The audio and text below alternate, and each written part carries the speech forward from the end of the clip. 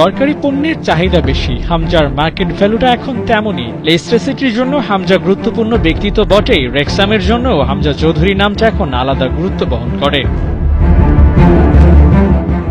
Sheffield United থেকে লোনে এসে লেস্টারের হয়ে মাঠে নামছেন, ক্যাপ্টেন্সি করেছেন, সাথে গোলও পেয়েছেন। গুরুত্বপূর্ণ দায়িত্বে থাকা হামজাকে লেস্টার বিক্রি করতে চাইবে না, এটাই স্বাভাবিক। কিন্তু তাই বলে ট্রান্সফার মার্কেটে তার যে চাহিদা আছে তা তো থেমে থাকবে না। রেক্সাম এফসি নজর দিয়ে আছে এই মিডের দিকে, সুযোগ পেলেই দলে ডেকে নেবে।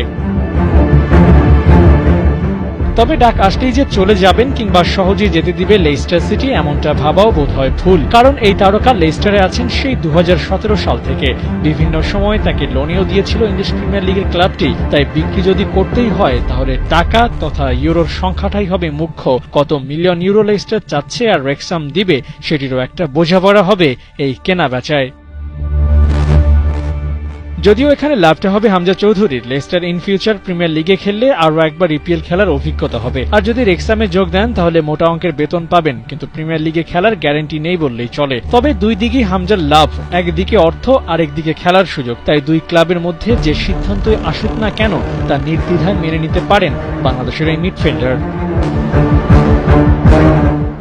তবে রেক্সামে গেলে ক্লাবটির আইকন ফুটবল হতে পারবেন তিনি। সিদ্ধান্ত এখন তাই হামজার, লেস্টারের থেকে হাই ইন্টেন্সিটির ফুটবল খেলবেন নাকি তুলনামূলক দুর্বল ক্লাব রেক্সামে এসে ক্যারিয়ারের বাকি সময়টা কাটাবেন।